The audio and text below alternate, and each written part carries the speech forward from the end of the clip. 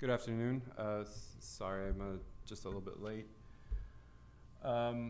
This is my first time to be the president of this Plat committee, so thank you, everyone. And to start everything off, I call this board meeting to order and the Pledge of Allegiance. Pledge allegiance To the flag of the United States of America and to the republic for which it stands, one nation, under God, indivisible, with liberty and justice for all.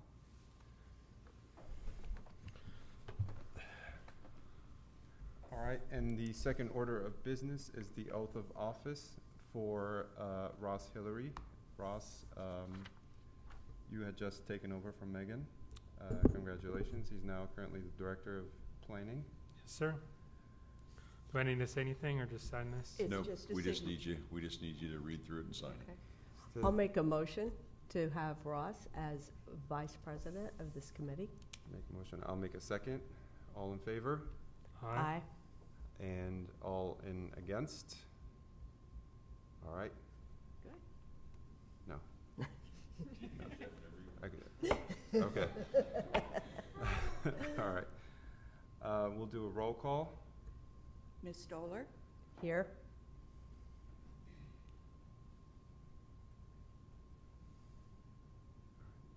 Mr. Hillary? Here. And Mr. Mackey? Here. Thank you. Next on the agenda is the approval of previous minutes from 9/6/2023. I'll make a motion. Motion to approve. Second? Second? Second, I wasn't here, so. Oh, okay. So you'll have to say I'll second. All in favor? aye. Aye. All against? And motion approved. And first up is minor plats. This is the Magnolia Grove Salon.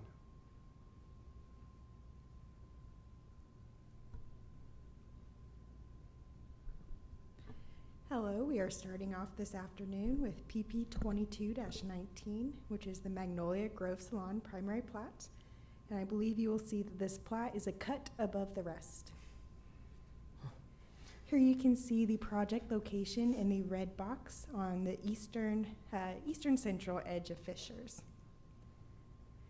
This site was recently rezoned from R2 to C1 with conditions on May 16th, 2023.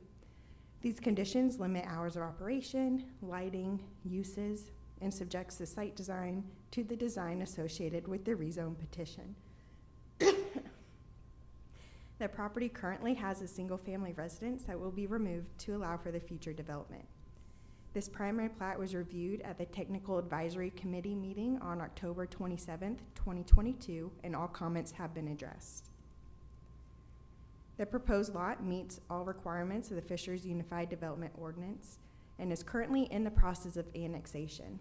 This annexation will be completed by the end of the month.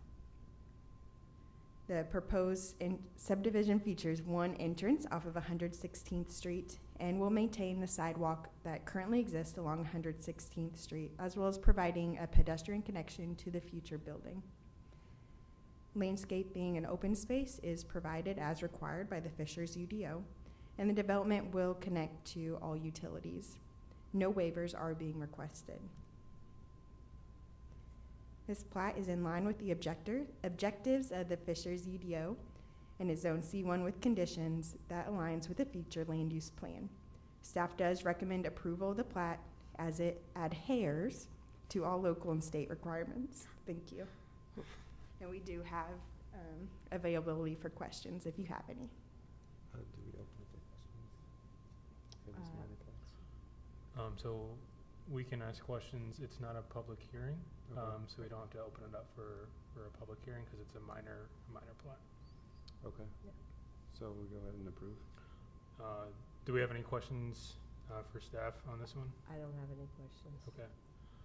Then I'll make a motion to approve as presented, as it meets all of the requirements set forth. Second. All in favor? Aye. Aye. All against? All right. Next up is the Fishers Community Center. This is PP 23-5, which is a request to approve a primary plat of one lot on 25 acres known as the Fishers Community Center. Here you can see it is centrally located in our city. So the engineers wish to primary plat 2 existing lots into 1 lot for the community center. The 105,000 square foot building will offer both memberships, day passes, and amenities open to the public at no cost. Project is planning to break ground fall 2023 and open in spring 2025. Staff will seek a rezone of the property in fall 2023 to open space to align with the Unified Development Ordinance. The proposed lot meets all standards of the Unified Development Ordinance and will be annexed into the city of Fishers. The proposed single lot will have 2 entrances, and the development will include pedestrian pathways as required. The city is proposing a dog park for open space requirements and is providing additional landscaping buffer to the south and eastern properties. The development will connect to water and sanitary services as well as all other utilities during the construction process, and no waivers are requested. Staff does recommend approval of PP 23-5 as it meets all local and state requirements. And we do have availability for questions as well if you have any. Bree, do you mind going back to the previous slide? Selena, I just wanted to show you one thing on here. There's a pretty wide diagonal line that goes through the middle, and that's the Marathon pipeline. So Okay, that's in. that's what I was wondering. I was looking at that. It's like, what Yeah, is it? it is kind of bizarre, but our city's having to work around that when it comes to, so the building cannot be above that. The only thing that's going to be over that pipeline is some parking and I think a sidewalk. We're even limited on like what kind of landscaping can go there. So that is kind of one area of note. Okay. That was exactly my Oh, question, well, so thank you. There you go. One other area of note that in the future there will be at the intersection of 121st and Hoosier a roundabout coming in. So that will include also some right-of-way adjustment at that intersection. So Okay. just for your information, right there at that dotted line and the intersection of Hoosier Road, there will be a roundabout, and right-of-way will be adjusted at that area when the roundabout comes in. Okay. So that's here in the near future. We can adjust it for that, just for note. All right. Any other questions from staff? All right. Motion to approve. Second. All right. Approved. All in favor? Hi. Aye. All against? Thank you. Last item here is the Circle Heights subdivision vacation city walk. So our last item is vacation 23-7. So we've got through the hard work, and now it's time to sit back, relax, and enjoy this vacation. Here you can see the project is located near downtown Fishers. This property was recently rezoned to Village Center in April 2016, an amendment to the Nickel Plate Code in June 2023. The project was rezoned to downtown core. Oh no. The primary plat went before Technical Advisory Committee in June 2023 and was approved by Plat Committee in September 2023 with the condition that this existing plat be vacated. So here you can see the Circle Heights plat that is going to be vacated for the purposes of the city walk. It is in the public interest to vacate all or parts of this plat to allow the future development of the property. All the properties are currently under common ownership, and the right-of-way of East 121st Street and West Circle Drive have already been vacated by the Fishers City Council.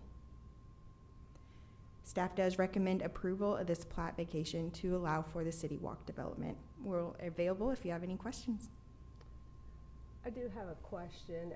Go back, yes, nope, right there. Okay. There's that house and that single property that's right just south of there. Yep. Do we know what the plan is for that, or what the owner plans on doing with that? Yeah, so I can actually speak on that.